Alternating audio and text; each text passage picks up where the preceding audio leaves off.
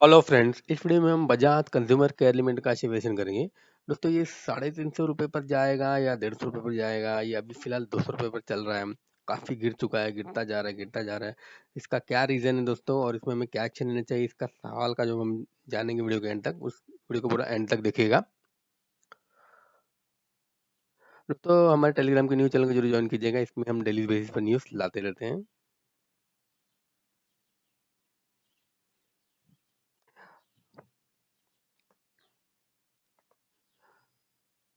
दोस्तों अभी इसमें हम इसका रेशियो वगैरह देख लेते हैं। जिसका मार्केट कैप देखो 2954 करोड़ है, स्मॉल कैप की कंपनी है। देखो 200 रुपए के रेट पर ये चल रहा है, और हाई देखो 325 के आसपास से गया हुआ था, और देखो 183 तक ये गिरा हुआ था। मतलब ये 1 साल का लो है और 1 साल का हाई है, ये इसका बताया जा रहा है। स्टॉक पी देखो 14.1 बताया जा रहा है इसका, और इंडस्ट्री पी देखो 35 है। उससे कितने कम रेट पर अवेलेबल है दोस्तों, कितना जबरदस्त दिखाई दे रहा है। और ये कंज्यूमर केयर के देखो ये प्रोडक्ट में है, जैसे कि आप देखेंगे तो बजाज ब्रह्मी आमला, बजाज आलमंड ड्रॉप, ये सब में इसमें मार्केट लीडर है दोस्तों।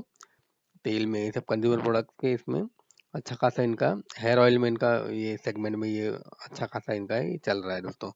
और यहाँ पर आप देखो आर ओ सी और आर ओ ई देखो कितना जबरदस्त, 37% है, 31% है। तो कितना जबरदस्त है, लोगों इतना नॉर्मली अच्छे कंपनी का ही होता है दोस्तों। और प्राइस टू बुक वैल्यू देखेंगे 3.72, यानी कि इसका प्राइस 200 रुपये चल रहा है, और बुक वैल्यू 53-54 के आसपास है। ये भी ठीक ठाक ही है दोस्तों, क्योंकि ये एफएमसीजी है, कंज्यूमर प्रोडक्ट की कंपनी जो होती है, वो इतने कम पी पर, इतने कम और प्राइस टू बुक वैल्यू पर नहीं मिलती है दोस्तों। इसका बहुत आगे ही होता है, 60-70 तक इसका पी होता है, और प्राइस टू बुक वैल्यू भी बहुत ज़्यादा होता है। तो ये अभी बहुत ही सस्ते रेट पर अवेलेबल दिखाई दे रही है। और आगे बढ़ते हैं दोस्तों, प्रमोटर होल्डिंग 38% है दोस्तों इसमें, क्योंकि इनकी शेयर थोड़े गिरवी रखी हुई थी, जो उन्होंने शेयर बेच दिए अपने, थोड़ा लोन में चल रही थी कंपनी। और अभी उन्होंने देखो जीरो डेट बना दिया, पूरा कंपनी पर कोई डेट नहीं है, एकदम जीरो डेट। ये भी बहुत बड़ा प्लस पॉइंट है कंपनी के लिए। और यहाँ पर आगे बढ़ते हैं, पीजी रेशियो देखो कम दिखाई दे रहा है, क्योंकि इसके अंदर तो अभी थोड़ा ग्रोथ डाउन हुआ था, इसके बारे में डिस्कस करेंगे आगे। डिविडेंड यील्ड देखो जबरदस्त 5% है दोस्तों, और फेस वैल्यू इसका 1 रुपीज़ है पर शेयर, और इंट्रिंसिक वैल्यू 190 रुपीज़ है।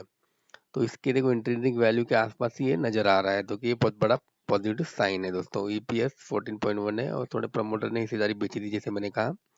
तो आगे बढ़ते हैं,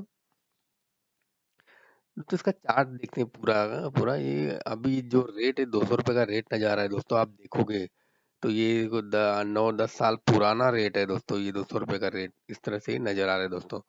और यहाँ पर आगे देखेंगे तो अब ये 500 रुपया क्रॉस किया था इसने, देखो 2015 में। फिर उसके बाद वापस यहाँ पर 2018 में भी 500 का क्रॉस किया, उसके बाद से लगातार गिर रहा है, लेकिन अब तक वो उस लेवल पर पहुंचा नहीं है दोस्तों।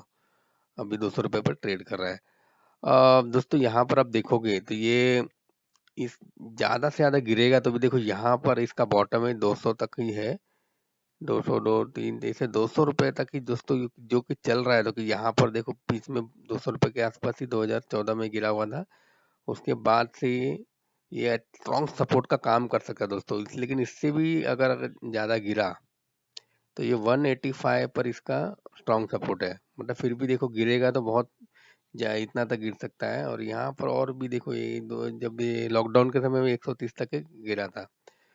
तो ये देखो यहाँ पर आप देखो नीचे डाउन साइड में ज्यादा से ज्यादा 185 तक गिर सकता है। लगता है यहाँ से भी बाउंस बैक भी हो सकता है, क्योंकि यहाँ पर देखो 200 का एक अच्छा खासा यहाँ पर है सपोर्ट इसके लिए। और यहाँ पर 185 तक तो शायद इससे नीचे तो नहीं जाएगा दोस्तों, क्योंकि इतना ऑलरेडी ये इतने कम रेट पर अवेलेबल, शायद ही ये गिरे यहाँ पर।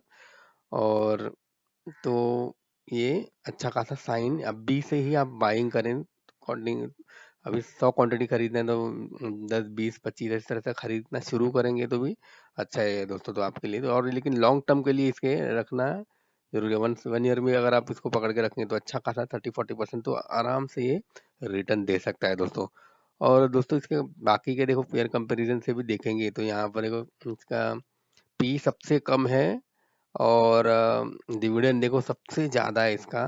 कंपनी छोटी है, और देखो लेकिन इसके गिरने का कारण भी बताता हूँ दोस्तों। इसका क्वार्टरली रिजल्ट में देखो 18% की प्रॉफिट में गिरावट हुई थी और इसके सेल्स में भी 4.73% की गिरावट हुई थी, इसकी वजह से ये गिरा। लेकिन हल ये इतना भी कोई ज़्यादा फर्क नहीं है दोस्तों, क्योंकि आगे के क्वार्टर में अच्छा कर सकता है ये शेयर का। देखो ये सेल्स और इसका जो नेट प्रॉफिट है जितना कम कम गिरा है, और जो शेयर के रेट तो बहुत ज़्यादा गिर चुके हैं दोस्तों, जितने गिरने नहीं चाहिए थे उसकी। तो इससे कंपेरिजन आप कर सकते हो। देखो क्वार्टरली रिजल्ट पर एक बार नज़र मार लेते हैं। सितंबर 20 में देखो 227 करोड़ का सेल था, तो यहाँ पर देखो 216 करोड़ का यहाँ पर ये हो गया, 10-11 करोड़ के यहाँ पर गिरावट हुई है यहाँ पर। और यहाँ पर नेट प्रॉफिट में भी देखो 10 करोड़ की गिरावट हुई। यहाँ पर देखो 57 करोड़ का नेट प्रॉफिट है सितंबर 20 में, अब देखो 47 करोड़ का यहाँ पर नेट प्रॉफिट आ रहा है। 10 करोड़ यहाँ पर गिरा है, सेल भी गिरा है तो प्रॉफिट भी गिरा है, इसलिए ऐसी ये गिरावट हो रही है। और जून में भी सेम ऐसी हो रहा है। जून में देखो 198 करोड़ था, लेकिन सेल्स यहाँ पर बढ़ा था, 217 करोड़ हुआ था। और यहाँ पर देखो नेट प्रॉफिट जून में 54 करोड़ था, यहाँ पर देखेंगे तो 49 करोड़ हो गया है।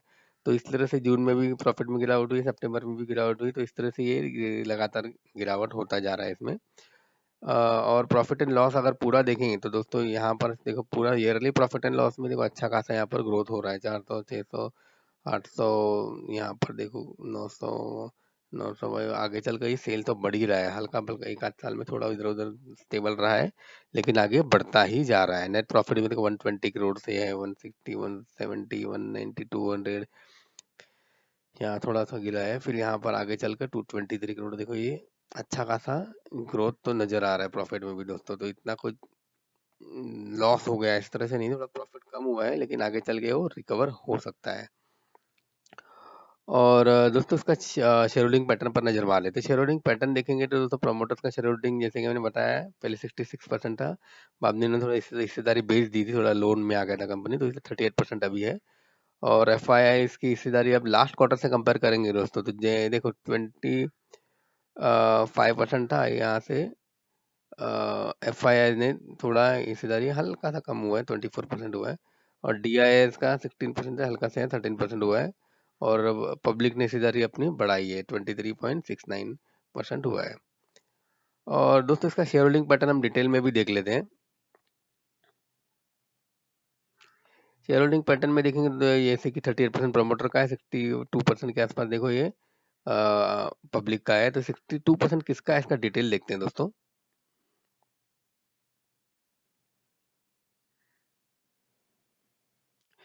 इसमें देखो दोस्तों म्यूचुअल फंड के 7 स्कीम ने पैसा लगा कर रखा है, 13.81%। और इसमें देखो ICICI, prudential India, IDFC small cap, Nippon, ये सब लोगों ने देखो पैसा लगा कर रखा है।